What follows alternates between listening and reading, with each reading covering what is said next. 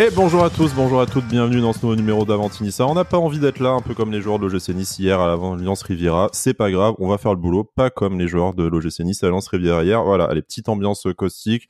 On a peut-être dû enregistrer l'émission à froid, mais on n'a pas envie de se gâcher le week-end. On a envie de se débarrasser tout de suite de cette épreuve, un peu comme les joueurs de... Bon, je vais arrêter de faire cette blague, ça fait déjà 3 fois et je vais sûrement m'en resservir dans l'émission. J'ai réussi à décrocher un camarade d'infortune. Il a essayé de me cancel et voilà, et de pas être présent au rendez-vous. Un peu comme le... Non, stop, allez, ça suffit. C'est Jérémy. Salut Jérémy, comment ça va ? Salut Skate, salut à tous. Ouais, comme tu dis, ça a été. J'ai failli ne pas venir. Hein. Vraiment, je suis venu pour toi, hein, pour pas que tu parles tout seul de ce pauvre match. Ouais, parce que hier soir, il y a quand même un monde où j'étais en train de voir si je pouvais faire 2 voix différentes, tu vois. Donc. Franchement, Franchement, hier soir, c'était dur. Et puis, je me suis dit, allez, j'espère que Ferrari va faire des bonnes qualifs pour le Grand Prix d'Australie. Elle est 7 et 8e, donc je suis encore de bonne humeur ce matin. Peut-être le futur classement de l'OGC. Non, allez, ça suffit, ce running gag. On va arrêter. Strasbourg vont arriver. Attention, regardons derrière. Ne m'oblige pas à reparler du terrible FC Nantes.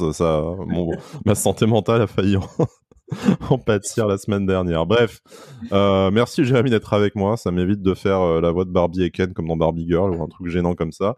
On va pas passer un très bon moment. On peut dire que c'est le micro-retour des émissions thérapie également, pourquoi pas. On va laisser à des gens un peu plus sérieux et professionnels le soin de faire une analyse à froid et intéressante. Nous, on est juste là pour évacuer ce moment comme un gros étron, comme ce que l'OGC Nice a posé sur la pelouse hier. Bon, allez, ça suffit. C'est pas drôle, le comique de répétition. Bref, un partout face à Auxerre, au-delà du résultat qui est effectivement décevant, parce que l'OGC Nice perd l'opportunité toute faite de s'emparer de la deuxième place ce week-end, encore une fois pour le deuxième week-end d'affilée.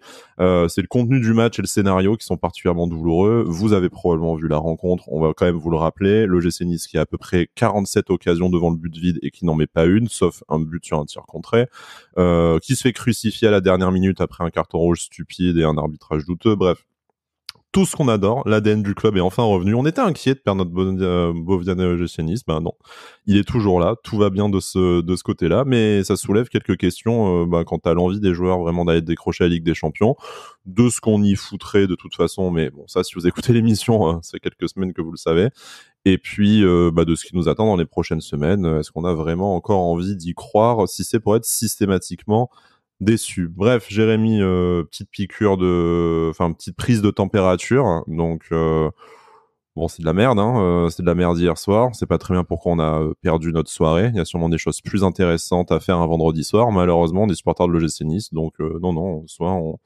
on reste enfermé devant notre télé avec la pluie dehors, soit soit on va au stade tout seul comme un gros con, se peler, se tremper pour voir ça. Bon, est-ce que c'est vraiment la vie qu'on a choisie, Jérémy ? Voilà, c'est ma question du jour, plus qu'autre chose. Pourquoi est-ce qu'on s'impose ça encore ? Bah écoute, quand j'étais petit, j'ai choisi le l'OGC Nice et je sais pas pourquoi. Et j'ai vu que t'allais me dire j'étais un Jedi, mais la ref musicale est probablement trop cryptique. Donc, Non, bah écoute, je suis hyper déçu, hein, comme je pense tous les supporters de l'OGC Nice. Moi, au-delà du résultat, c'est surtout le scénario qu'on voyait tous un peu venir. Je trouve pas comment dire, en première mi-temps, on fait pas non plus un très mauvais match, je trouve. C'était pas excellent non plus, mais je trouvais que il y avait quand même des bonnes actions. C'était pas mal ce qu'on faisait. On arrive quand même à marquer un but sur un corner. Donc je me suis dit, bon, ça c'est une bonne chose de fait. On arrive quand même à marquer, même si c'est un but contré, tout ça.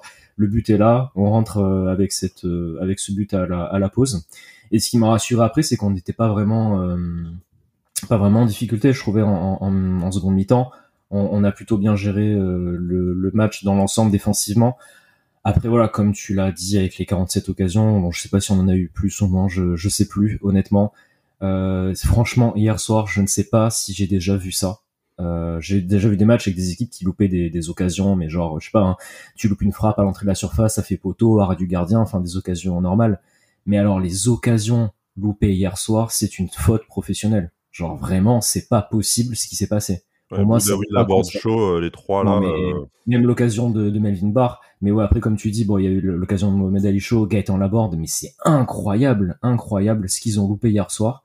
Hicham Boudaoui qui a fait un bon match au milieu de terrain, hein, mais par contre, je veux dire, devant les buts, ce joueur, mais c'est catastrophique. Hein. Faut faire comme dans les sports, genre le volley où tu mets le libéro qui a pas le droit de dépasser une ligne. En fait, je pense que Boudaoui, tu vois, c'est c'est Boudaoui Prime tant qu'il rentre pas dans les 20 mètres adverses. Donc tu lui dis, Hicham, c'est interdit que tu dépasses cette ligne parce que tu vas tout gâcher. Donc reste dans ta zone 20 mètres de nos buts, 20 mètres des buts adverses. Tu es le prince de Béchar. Et après, par contre, t'es un peu le chameau de Béchar, quoi. Donc il faut...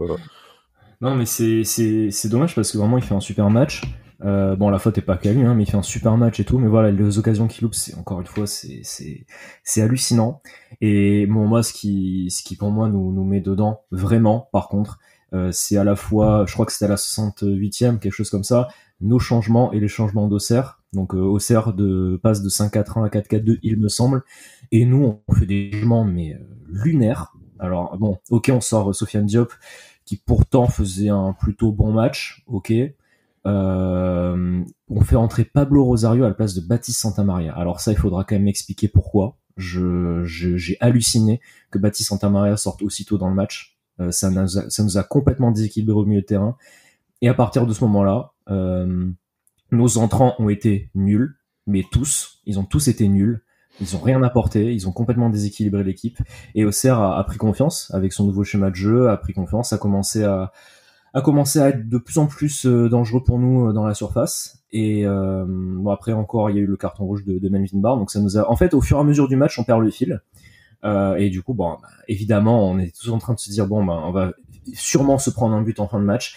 Et ça n'a pas loupé, surtout avec une défense qui sur le but ne bouge absolument pas.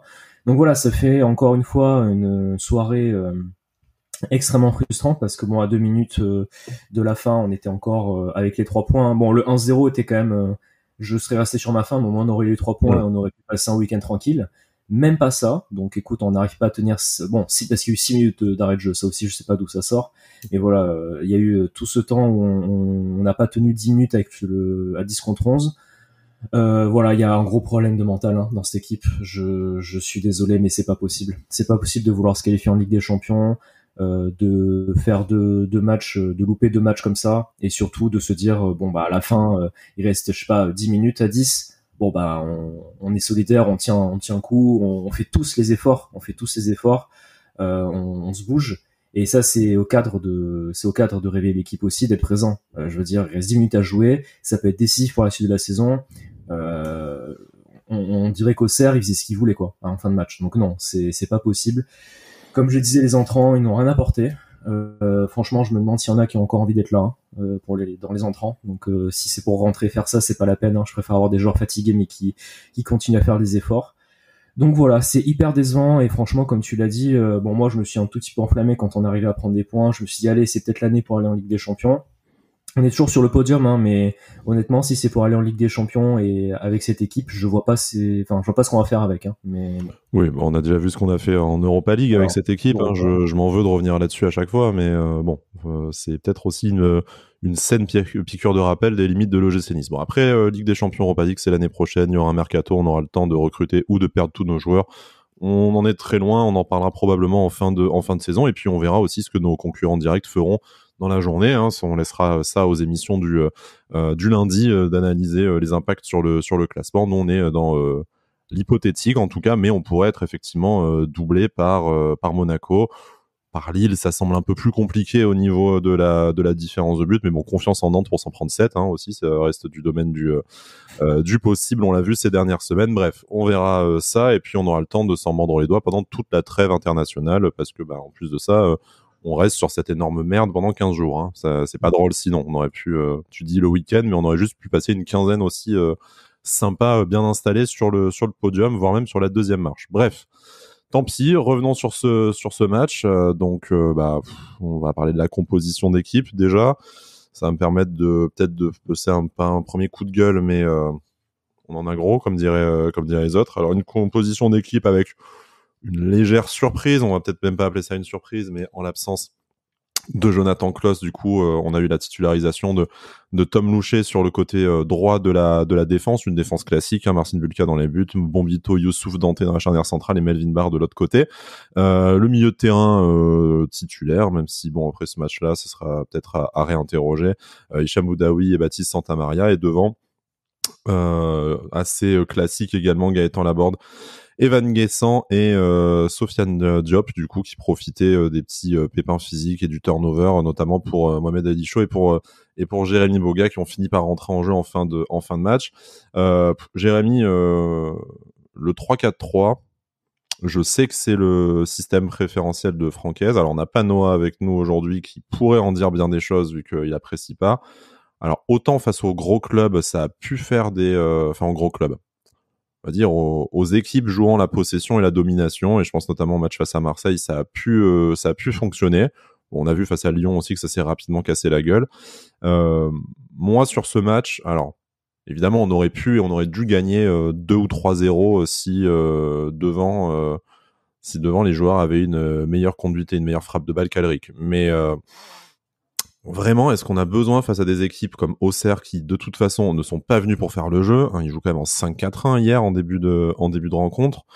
Tu alignes Sofiane Diop qu'on a vu briller uniquement, je vais dire quasiment uniquement dans ce 4-2-3-1. Tu n'as pas Jonathan Klaus qui est quand même ton atout principal dans une défense à 5. Mais pourquoi tu t'entêtes avec ce système de jeu en fait? Moi, c'est on a loué cet hiver la capacité d'adaptation de Francaise, et en fait, t'as l'impression qu'il a décidé que il voulait plus le faire. Je sais pas trop pourquoi. Et même quand tu as très clairement ton effectif dans un état où qui le justifie. Je veux dire, quand tu as Tom Louchet que j'apprécie au demeurant, tu vois qu'en fait sur cette rencontre-là, son apport offensif a été absolument nullissime, et c'est pas lui le responsable, encore une fois, que les joueurs ne mettent pas le ballon au fond, mais il n'a pas non plus spécialement il n'a pas eu le profil qu'a Jonathan Klaus pour peser sur les attaques niçoises. Melvin Barr, qui fait peut-être un très bon match avant son carton rouge, mais qui est tout autant à l'aise dans une défense à 4. Moi, je comprends pas, et surtout pour Sofiane Diop, en fait, ce que tu décides de titulariser, je comprends pas pourquoi tu mets pas tes joueurs dans les meilleures dispositions, tout simplement. Donc, si c'est pas un 4-2-3-1 parce que t'as éventuellement pas de quoi titulariser suffisamment d'ailiers, et j'ai vraiment beaucoup de mal à dire ça, hein, tu vois.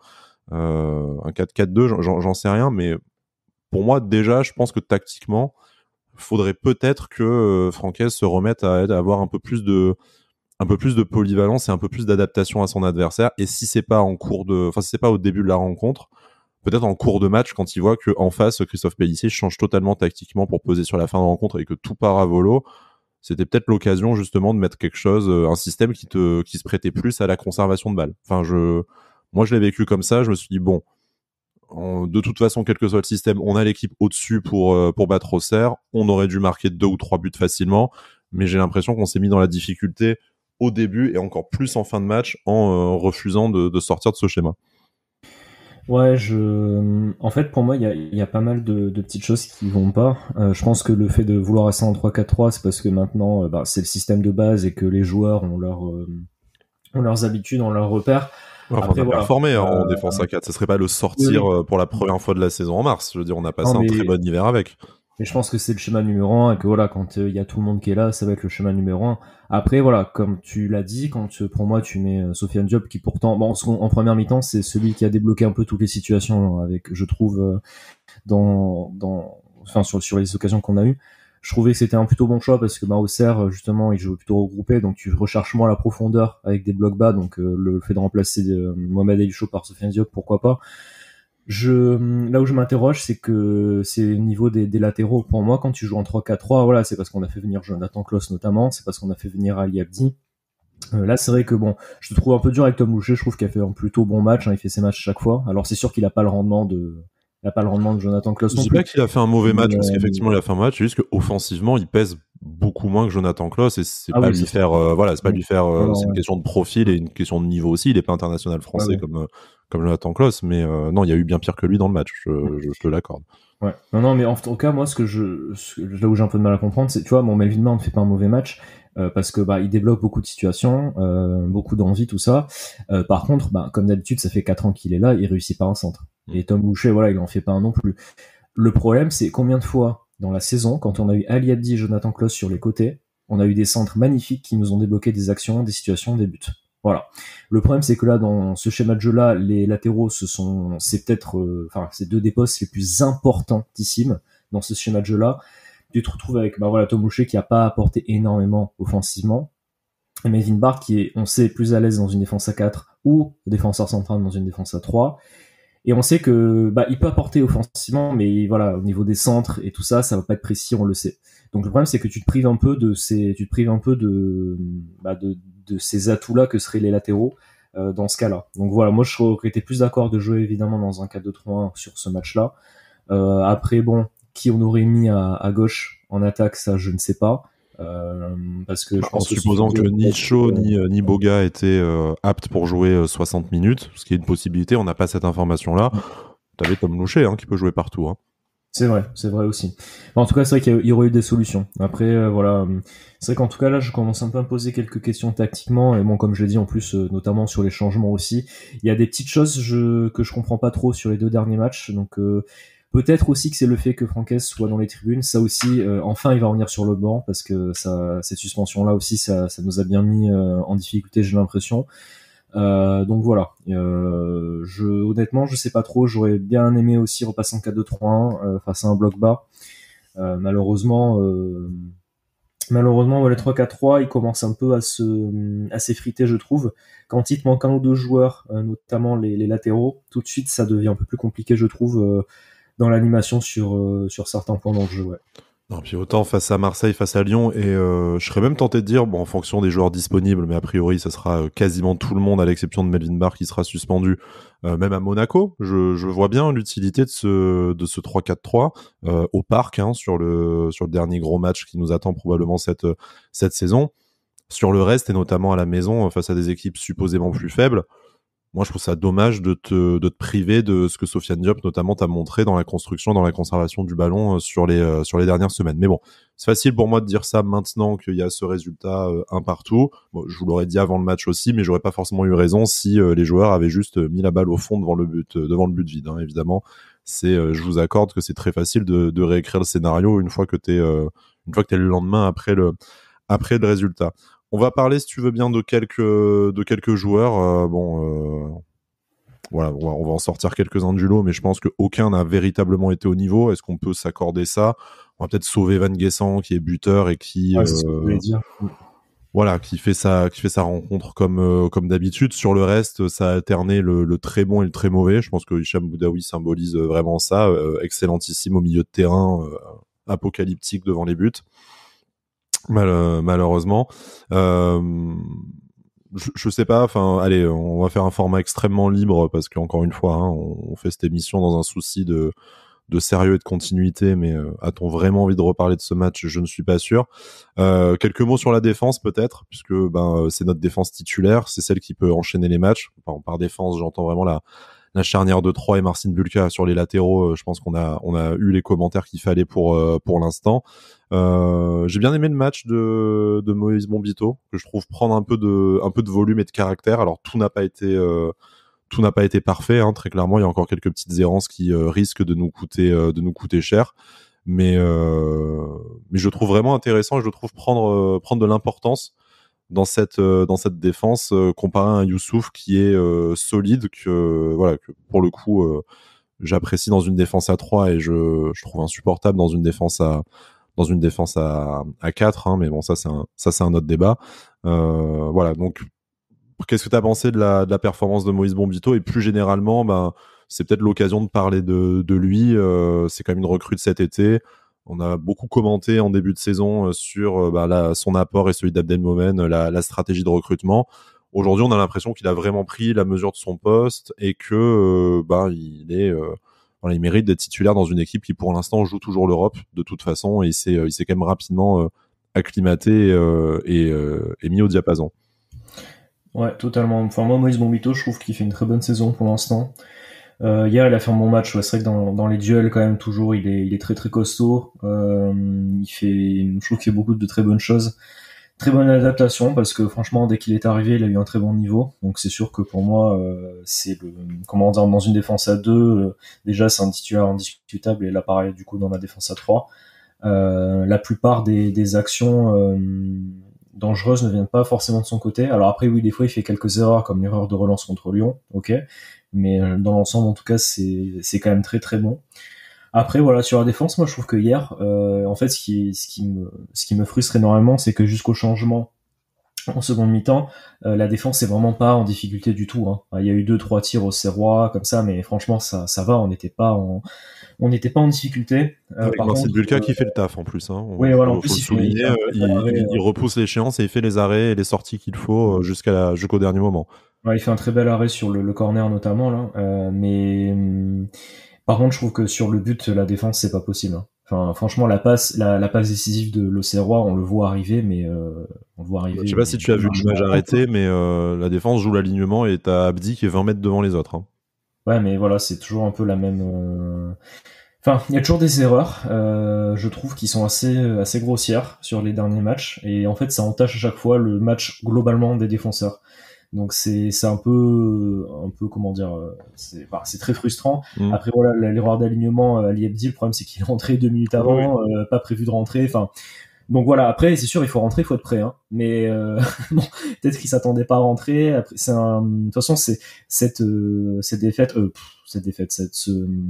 Ouais, ce nul qui a un goût de défaite, hein, très clairement. Ce match nul, c'est un assemblage de plein de facteurs différents qui ont amené à l'égalisation d'Auxerre. Et du coup, bah voilà, la défense, malheureusement, moi, ce qui me frustre, c'est que, comme je l'ai dit en début de match, bon, ça, c'est pas que la défense, mais quand il reste trop peu de temps comme ça, il reste quelques minutes, je sais pas, tu joues à fond, quoi. Genre, vraiment, il faut rien laisser passer. Et il faut pas, on est toujours un peu en dilettante, un peu mou. Dès qu'on a le ballon, alors on dégage, mais on dégage, tu sais, pas au poteau de corner adverse, on dégage, mais au point central, tu vois. Genre comme ça, au moins, ça revient instantanément. On fait pas les bons choix au moment important, et ça me gonfle. Et la défense, à chaque fois, là, sur les derniers matchs, ça a été le cas. Et c'est vrai que les erreurs d'alignement, ça fait plusieurs fois. Il y a eu le but contre Saint-Etienne aussi, là encore une fois. Il faut qu'on ait une équipe quand même qui soit prête au haut niveau. Et quand je dis le haut niveau, c'est pas que techniquement, tactiquement, c'est d'un point de vue mental, sur la concentration, sur l'envie, mais de la première à la 96e minute, parce que on a eu une prolongation hier aussi dans le temps additionnel, va savoir d'où elle est sortie. Mais voilà, c'est un assemblage de tout ça. Et pour en venir à la défense, moi je trouve quand même que la défense, ça tient quand même bien la route, hein, de manière générale. Quand tu vois qui on a aussi en défense, ça me paraît normal. Mais ces erreurs-là entachent un peu la prestation globale à chaque fois. Je vais te poser une question volontairement provocatrice, hein, parce que tu rappelles que on fait partie des... alors j'ai plus exactement le classement en tête, hein, mais 3, 4, 5e meilleure défense du championnat, donc rien à dire là-dessus. Mais est-ce que sur cette fin de match, parce que tu parlais voilà justement de comment ça s'est délité dans les dernières minutes, est-ce qu'on n'a pas manqué de solidarité en cette fin de rencontre, et est-ce qu'en fait on ne manque pas, et c'est l'éternel refrain à l'OGC Nice, est-ce qu'on ne manque pas aussi de patrons? Et là très clairement il y en a 3 supposément dans le secteur défensif, sur la pelouse en fin de rencontre. Tu as Youssouf, tu as Dante, et tu as même Pablo Rosario que tu peux rajouter, et je trouve qu'aucun des 3 n'a réellement su calmer le jeu et permettre au bloc équipe de faire front. C'est pas la première fois. C'est quand même inquiétant, parce que c'est bien le genre de match que, à défaut de pouvoir gagner sur un score plus large, t'es quand même au moins censé ne pas perdre, ou en tout cas de pas perdre 2 points. Et là encore une fois, très clairement, je sais pas si ça s'est vu de la télé, moi du stade, vu que côté sud, on était malheureusement du bon côté pour voir le downfall en fin de rencontre. J'ai vu beaucoup de nervosité, donc Bulka qui s'en prend à sa défense, ça c'est à peu près habituel. Mais alors entre les défenseurs, tu les voyais discuter, s'engueuler. J'ai pas l'impression qu'il y avait une certaine sérénité et solidarité qui régnait. Donc je suis pas en train de dire qu'ils se détestent dans la vie, je suis juste en train de dire que t'as l'impression qu'il n'y a pas autant de sérénité, de complicité sportive, hein, bien entendu, que tu pouvais en avoir entre, au hasard, Dante et Jean-Claire Todibo. Pour moi, c'est après qu'ils s'engueulent un peu tout ça, moi ça me... c'est normal, et je préfère que ce soit fait sur le terrain, voilà. Et tout, hein, Mais après, en plus, ce qu'ils s'engueulent, c'est juste qu'ils se donnent un peu des consignes, tout ça, ils essaient un peu de se remobiliser. Mais pour moi, c'est dans ces moments-là où, justement, quand tu as l'expérience d'un Dante ou d'un Youssouf, quand même, hein, je veux dire, Youssouf, il a quand même l'expérience, quoi, aussi, hein. C'est dans ces moments-là où tu dis, bon, il reste 5 minutes, on reste solitaire, beaucoup de sang-froid, du calme et tout, tu vois. C'est dans ces moments-là où c'est important et c'est là où tu reconnais des grandes équipes, en fait. C'est pas tu gagnes un 2-0 contre Montpellier, tout ça, c'est dans ces moments-là où les grandes équipes gagnent des matchs de manière difficile. Combien de fois j'ai vu des matchs de Monaco, de Marseille, de Lille, de Paris, combien de fois j'ai vu des matchs où ils étaient en difficulté, qui méritaient pas forcément de gagner, et qu'en fait, ils sont restés solidaires, ils ont eu du sang-froid en fin de match, ils ont fait le travail. En fin de match, ils ont tenu le coup. Et c'est là qu'on reconnaît les grandes équipes qui arrivent quand même à gagner les matchs dans les moments compliqués. Nous, on n'est pas une grande équipe. Et ça fait depuis des années que c'est le problème. On a des bons joueurs, des très bons joueurs sur le terrain. Sinon, on serait pas toujours cinquième. On n'aurait pas fini cinquième la saison dernière. On serait pas troisième pour l'instant. Je dis bien pour l'instant parce qu'on peut très vite redescendre 5-6e. Mais pour l'instant, pour moi, on n'est pas une grande équipe. Donc, on a trop de défauts, que ce soit les joueurs qui rentrent, qui ne font pas le travail sur les derniers matchs, des joueurs qui sont sur le terrain en fin de match, qui perdent les pédales. L'erreur de Melville-Barnes aussi, c'est pas possible de prendre un rouge à ce moment-là du match. Alors, je comprends qu'ils soient énervés pour certaines choses, qui sont passées dans le match, etc., etc. Mais ce qui est fait est fait. Il faut évacuer et après il faut rester concentré. La faute qu'il fait aussi, c'est rouge. Alors il avait pas l'air d'accord. Il avait pas l'air d'accord quand il est sorti. Je pense que quand tu mets ton pied à ce niveau-là, c'est rouge, bien entendu. Je pense que dans le feu de l'action, il a pas réalisé, ou voilà, quand il va revoir l'image, il va s'en rendre compte. Mais c'est quoi cette faute, quoi? Il reste, t'es à la 86e minute. Au milieu de terrain, en plus, hein. Tu sais que c'est, voilà, on t'est pas en danger à ce moment-là parce que t'es au milieu de terrain. Tu sais que c'est un match, ultra important et que si tu fais une grosse faute, le match prochain c'est contre Monaco, tu peux être suspendu. C'est quoi cette faute? En fait, c'est pour essayer de comprendre ce que je veux dire. C'est pas que sur le talent individuel collectif que ça se joue, c'est sur des points de mental, de concentration, sur de la gestion, rigueur, sur de l'intelligence de jeu. C'est pas c'est le foot et le sport, c'est ça, hein. C'est du sang-froid, c'est du mental. Et de combien de fois, je crois que j'en suis presque à ma 90e émission d'Avantinissa. Félicitations d'ailleurs. Pas combien, j'ai tenu le coup. Je sais pas combien de fois j'ai dit ça dans l'émission, qu'on manque de mental, on manque de concentration et de rigueur. Et j'en peux plus de dire ça dans les émissions. C'est tout le temps la même chose. Et hier soir, pour moi, en fait, le problème, c'est que t'as l'impression que ça va tout le temps se répéter. On est dans un cycle et ça va jamais se répéter tant qu'on recrutera pas des joueurs ou avoir un collectif qui arrivera à être solidaire dans ces moments-là. Parce que quand on se dise ah oui, bon, hier on n'a pas fait un super match, on aurait pu mettre d'autres occasions, un peu comme on a dit qu'on Montpellier, tout ça, mais on aurait eu les 3 points, on aurait eu les 3 points, là on serait à 49 points, on aurait le week-end tranquille. Et non, encore une fois, ça a pas tenu, et pourtant, je veux dire, on n'a pas pris le rouge à la 60e, hein. Je veux dire, on a pris le rouge à la 87e, quoi. Enfin, je veux dire, ouais, mais si tu tiens pas là, tu tiendras jamais, quoi. Enfin, tu l'as dit, et j'ai essayé d'exprimer ça sur X aussi, c'est que oui, alors Melvin Barr est fautif, il y a rouge, ça fout dans la merde tout le monde, et Ali Abdi est fautif sur le but, et on peut lui accorder le fait qu'il vient de rentrer, il a pas les repères, même s'il aurait dû faire mieux. Enfin bon, bref, voilà, c'est toujours collectif comme responsabilité, mais je trouve que le vent commence à tourner bien avant ça. Tu soulignais notamment au moment des changements, 20 minutes avant, les autres changements qui ont lieu 5-10 minutes avant aussi. Tu sentais qu'Auxerre avait repris l'ascendant et avait repris la gestion du jeu. Donc oui, l'expulsion de Melvin Barr, ça a fini d'achever. C'est peut-être ça qui te fait pas tenir 2 minutes de plus, mais ça fait déjà 20 minutes que t'as lâché le match, et c'est pas normal. Tu dois le gérer, s'il y a défaut de pouvoir mettre un deuxième but, mais tu dois mettre le pied sur le ballon. J'ai pas les statistiques dynamiques par période de jeu, parce que j'ai eu la flemme de les chercher, en fait, j'en suis désolé. Enfin, tu finis à la maison face à Auxerre avec 51% de possession de balle. Voilà, t'as quand même concédé aussi 10 tirs dans 4 cadrés, hein. Je veux dire, Auxerre qui finissent le match avec un but, c'est pas honteux non plus, hein. Quand tu vois tout le scénario du match, c'est juste que toi tu dois terminer avec 2 ou 3 buts en réalité, hein. Mais bon, ça nous permet de nous emmener doucement sur l'attaque, justement, et après on dira peut-être quelques mots sur les entrants, parce que tu en as parlé de quelques-uns, mais je voudrais revenir sur des situations individuelles avant de parler de la suite de la saison, si tu le veux bien, Jérémy. Cette attaque qui a été Alors décevante, oui et non. Evan Guessant fait le boulot. Ce but, sur un tir contré, on saura jamais si la balle n'est pas contrée, si le gardien est pas dessus, mais en tout cas, ça rentre. C'est attribué à Evan Guessant, c'est son 11e but, si je dis pas de bêtises, cette saison. Il peut doucement arriver au 15. Et on va rapidement passer là-dessus, parce qu'on dit tout le bien qu'on pense d'Evan Guessant à chaque émission. C'est mérité, ça mérite d'être répété, mais vous le savez déjà.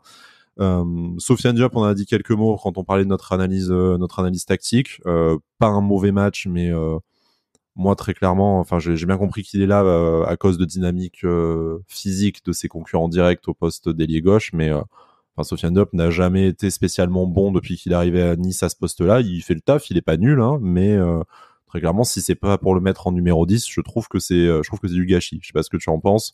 Donc je boucle encore un peu sur mon histoire de 4-2-3-1. Mais là, tu sais que tu es obligé de mettre Sofiane Diop, et je vais vous dire ce que vous m'avez entendu dire depuis 5 ans dans les émissions.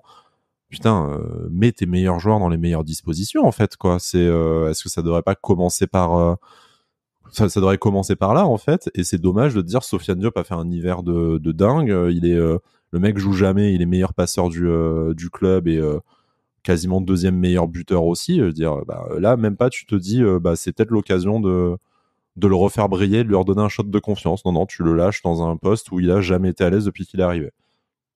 Pourtant, moi, je trouve c'est en seconde mi-temps qu'il a un petit peu, je trouve qu'il a un peu, on l'a plus trop vu. En première mi-temps, pourtant, j'ai trouvé que justement, c'était un des rares qui avait débloqué un peu des situations avec quelques passes très très bien senties, notamment à un moment donné, il lance Gaëtan Laborde un peu dans la surface. Bon, après, Gaëtan Laborde fait n'importe quoi, mais du coup, il fait 2-3 belles passes comme ça. Je me suis dit, bon, il est quand même bien dans son match et tout.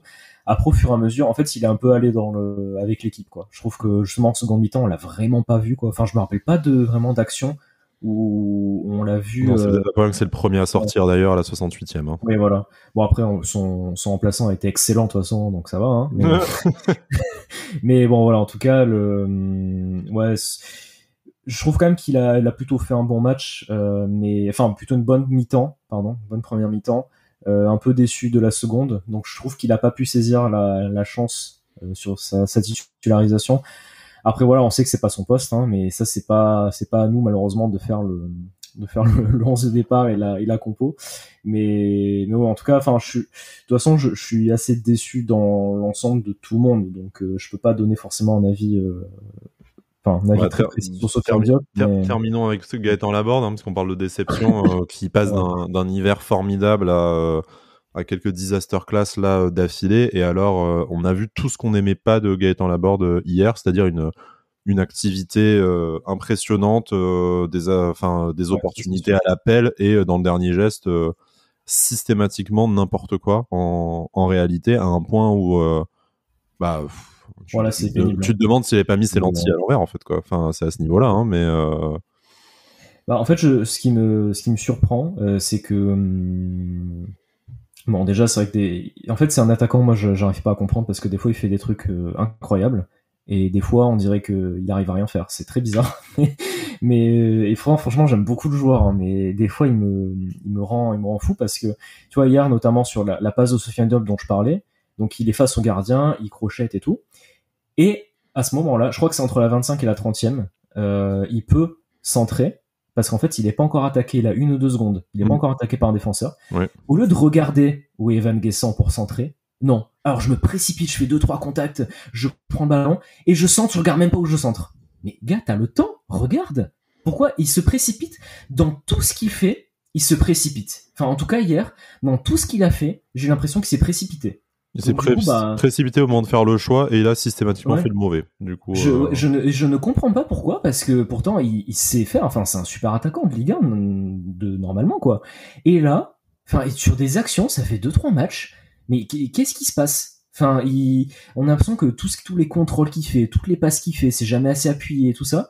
Et après, heureusement, dans le collectif, il apporte énormément, parce que il redescend beaucoup, il fait beaucoup de pressing, tout ça. Mais alors devant, c'était il a pas eu de grosses occasions, par contre, comme les derniers matchs où, par exemple, il loupe. Après, il a fait ses 2-3 tirs au-dessus par match, ça c'est la classique. Mais, un peu comme tout le monde, quoi. Hein, voilà. Mais il a pas loupé de grosses occasions. Mais par contre, dans les gestes importants, encore une fois, c'est là où on l'attend parce que c'est lui notre leader d'attaque. Enfin, maintenant c'est Guessant notre leader d'attaque, mais c'est lui notre joueur d'expérience, notre joueur qui connaît la Ligue 1 et tout. C'est là où on l'attend. Justement, sur ces matchs-là, il faut pas qu'il se loupe. Ou alors, quand tu loupes un match, comme contre Lyon ou un peu avant, je trouve, le match d'après, tu le loupes pas. Tu loupes pas 4 matchs d'affilée, tu vois ce que je veux dire, quand t'as un joueur d'expérience comme ça. Donc bon voilà, moi c'est vraiment ça me chagrine hein, parce que il fait un super hiver et tout, il retrouvait son niveau et là hop on redescend un peu sur des choses que j'aime pas trop voir.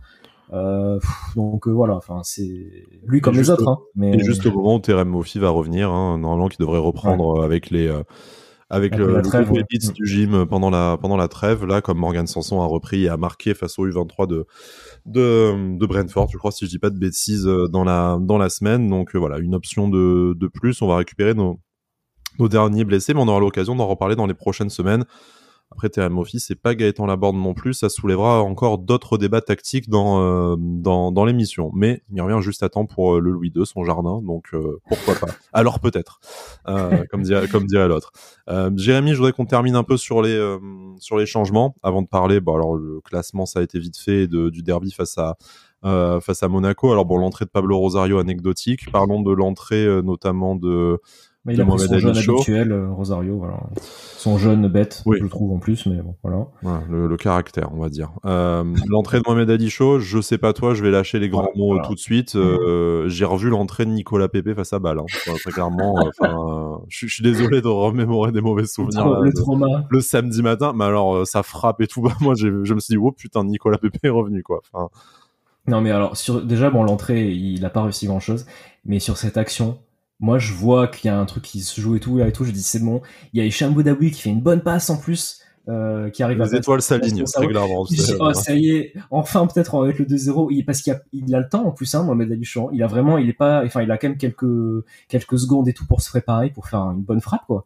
Et la vieille frappe dans l'axe, à ras de terre, pas forte sur le gardien. Oh non.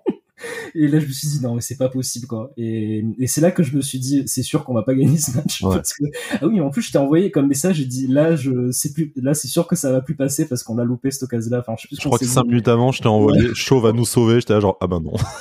et du coup mais cette action là, mais je me suis dit c'est pas possible, ça symbolise tout le match, et le réalisme offensif, parce que quand je ne comprends pas justement. En plus sur DAZN ils étaient en mode wow quel arrêt de Donovan Léon et tout. Non, pas du tout. Non. Il lui tire dessus. Enfin je veux dire c'est pas bon. Gardien était là ok, mais bon ce tir c'est un peu la spéciale avec nos attaquants, c'est la petite frappe sans force à ras de terre dans l'axe sur le gardien. Ça je comprends pas. Ils passent leur journée à s'entraîner à les frappes et ils arrivent en match ils font ces frappes là. Pour moi ça reste un mystère ça par contre, mais bon ça symbolise l'entrée de tous les joueurs de toute façon. Donc, puisqu'on parle de mystère, le mystère Jérémy Boga, Bah ouais, ça je sais pas trop. Je commence un peu à me poser des questions parce que alors ok il revient de blessure, mais là ça va, ça fait genre 1 mois et demi qu'il est revenu de blessure il me semble. Ouais, après il a pas non plus enchaîné beaucoup de minutes, certes, mais. Ouais, mais bon, voilà. Tu rentres 5 minutes et à chaque fois il fait ces entrées là, c'est bon.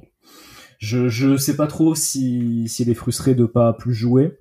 Je sais pas, mais en tout cas, il y a je commence un peu à me poser des questions sur s'il va rester justement l'année prochaine, tout ça, parce que il est un peu, j'ai pas l'impression de voir le Boga du début de saison même ou de l'année dernière en tout cas. Le mec qui portait ton attaque la saison dernière. Rappelons que Jérémy Boga, heureusement qu'il était là, c'était le leader de notre attaque l'année dernière.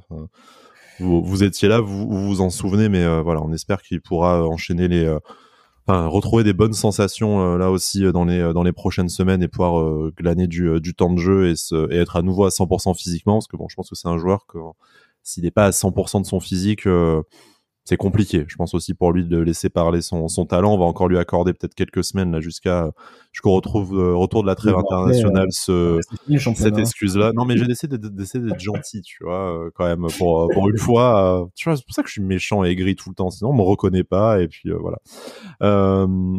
Voilà, bon, l'entrée d'Ali Abdi on en a parlé et je voulais terminer par l'entrée de Antoine Mendy. Alors, j'ai pas envie de dire du mal d'Antoine Mendy parce qu'au final. On n'en a pas vu grand-chose sur les 10 minutes, le quart d'heure qu'il a joué.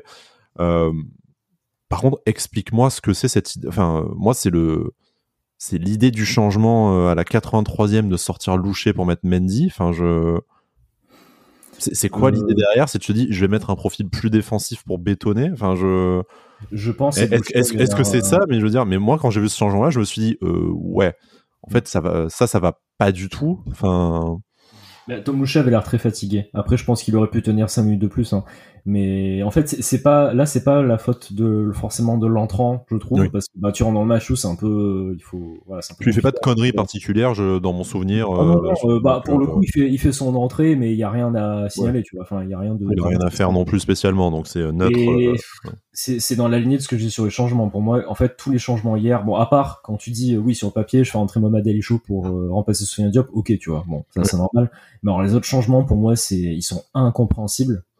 Donc voilà. Enfin, je peux rien dire de plus, je ne comprends pas. Pour moi, le pire. De toute façon, c'est pas contre Pablo Rosario, attention, c'est vraiment l'entrée par contre de Pablo Rosario à la place de Santa Maria. Alors ça, pour moi, c'est là où on perd le match, hein, parce que Santa Maria, il fait pas un match de fou, mais clairement, il est ultra important et il apporte l'équilibre. Et ça nous a vraiment, ça nous a empêché de gagner. Soit tu décides que tu bétonnes, c'est pas très courageux, mais tu te dis ouais allez, aujourd'hui très clairement on n'arrivera pas à marquer. Enfin comme a dit Christophe Pellissier après le match, Nice voulait pas gagner la rencontre. Bah oui, voilà. Enfin soit Francaise se dit ouais bon alors là aujourd'hui ils ont essayé de me faire chier, on marquera pas de deuxième but, du coup on va bétonner, on va jouer la sécurité, mais à ce moment-là tu changes de système, tu fais peut-être pas rentrer. Enfin, tu fais peut-être pas rentrer Jérémy Boga à la place de Laborde non plus. Enfin, tu vois, soit tu décides que tu vas jouer jusqu'au bout d'essayer de marquer le deuxième but. Et dans ce cas-là, l'entrée d'Antoine Mendy, je me l'explique pas trop non plus, quoi. Enfin, j'ai du mal à voir le. En fait, j'ai l'impression qu'il a fait. Je vais pas dire qu'il a fait de la politique en donnant du temps de jeu un peu à tout le monde ou qu'il a fait de la gestion d'effectifs, mais j'ai du mal à voir la cohérence tactique derrière les décisions des 4 premiers changements. Le 5e, c'est appelé par l'expulsion de Melvin Barr. Je reviens pas là-dessus.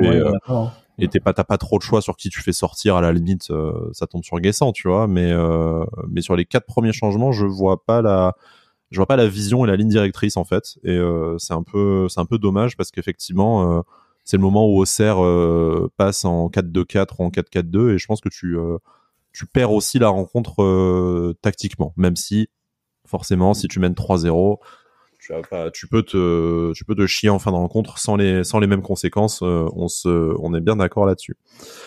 Jérémy, un dernier mot sur ce match de merde où on s'en est enfin débarrassé. Non, j'ai hâte de voir le 6 Nations, voilà.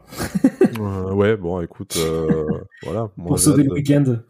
Moi, j'ai hâte de voir Louane dévoiler la chanson de la France à l'Eurovision à la mi-temps, hein, mais écoute, ouais, on sera pas d'accord là-dessus. Mais bon. Bon voilà, c'est le dernier truc que j'espère de mon week-end. Hein. J'ai une vie de merde à ce point-là, je sais, mais on va perdre 86-3 contre l'Écosse. Voilà. Et Louane va faire une performance digne de l'OGC Nice en Europa League à l'Eurovision en terminant 35e sur 36. Non, il y a pas autant de pays. Bref, voilà, je ferai un podcast spécial Eurovision à l'occasion. Ça vous intéresse pas du tout. Passons à la suite de. Non, mais t'inquiète, je te convertirai d'une façon ou d'une autre. Passons à la suite du championnat. Donc c'est la trêve internationale et c'est Monaco qui nous attend pour la prochaine rencontre. Alors.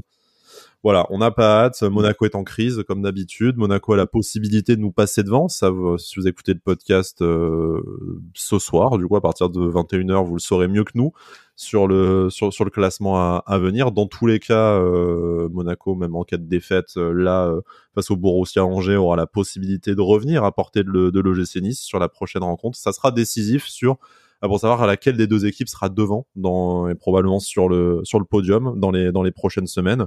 On avait l'occasion là avec 2 matchs à domicile de vraiment faire le trou et d'avoir la possibilité d'avoir un joker face à Monaco. Problème, t'as pris 1 point sur 6 à la maison, c'est quand même inédit cette saison et catastrophique.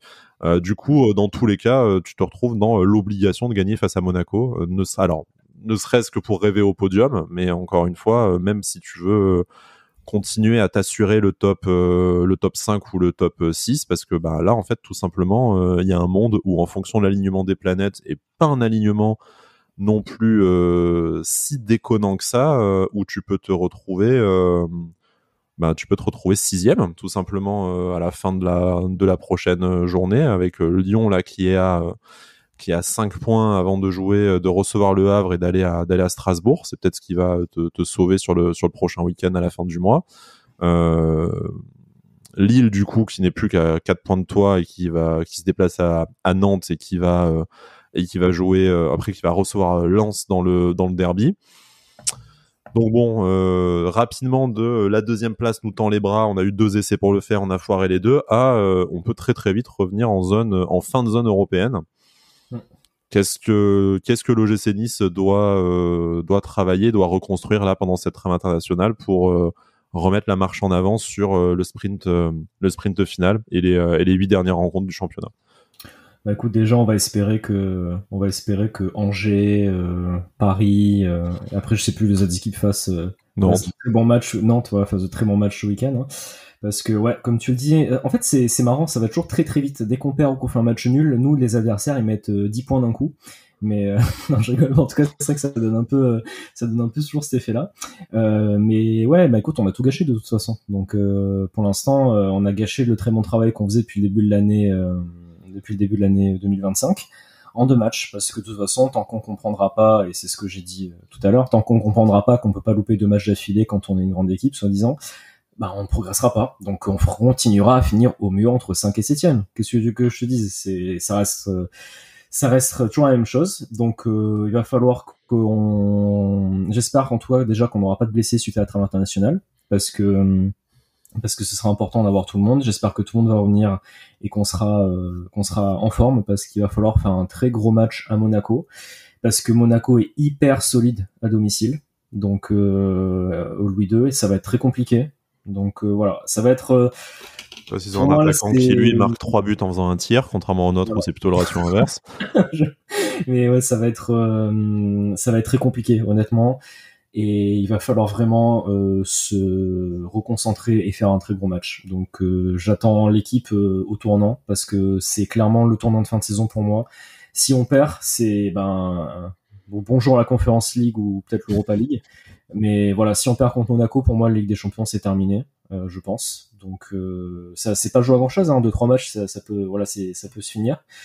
Donc voilà, il va falloir être très costaud à Monaco, mais franchement, je pense que ça va être très très compliqué. J'espère honnêtement que Angers va faire le travail cet après-midi. Bon, je pensais pas dire ça un jour, hein, mais voilà, que Angers, Nantes on en est là. Le travail. Mais pour avoir peut-être un match un peu plus tranquille à Monaco et avoir un peu moins de pression. Mais voilà, ça va être dans tous les cas, ça va être quand même très compliqué d'aller gagner à Monaco, je pense. Ouais, effectivement. Bon, comme tous les ans, puis c'est un derby, au-delà du classement et de l'importance, il faut le gagner, ou en tout cas, à minima, ne pas le perdre, même si là, l'OGC Nice s'est un peu grillé son luxe de pouvoir ne faire qu'un match nul au Louis II. Jérémy, merci de m'avoir courageusement accompagné. On a fait nos petits 3 quarts d'heure d'émission quand même, mine de rien. Tu vois, on était parti en me disant ouais, au bout d'un quart d'heure on n'aura rien à dire. Donc non, finalement on avait quand même des choses à dire et à lâcher sur ce match. On parlait de tennis et de F1, tu vois. Donc ouais, j'avais noté, c'est vrai que tous les sujets que j'avais notés hier, on pouvait, qu'on aurait pu aborder. En parlant de Monaco, faudra qu'on ouvre le dossier un jour. Alric va voir l'Euroleague à Monaco quand même. Hein, mais très prise ou pas. Pour moi, c'est un débat du niveau Dante, légende de l'OGC Nice ou pas. Hein, mais ouais. Je vous laisse faire, je vous laisse dans les commentaires sur Twitter et sur YouTube faire votre propre avis. Bref, on se retrouve, pas de numéro pour un trêve international. On n'a peut-être pas envie de s'imposer ça. Profitez bien de la fin de votre mois de mars. On se retrouve directement le week-end du 29 mars, du coup après le déplacement Louis II, en espérant qu'on en ait un peu terminé avec les émissions thérapie, qu'on remette en avant la marche sur la route aux étoiles. Voilà. Allez, j'aimais bien cette expression-là et je serais déçu de plus pouvoir l'utiliser avant je ne sais pas combien de saisons. Jérémy, merci beaucoup. Bravo aux courageux qui se sont infligés le match hier et l'émission jusqu'au bout. À très bientôt. Et Issa Nissa. Issa Nissa.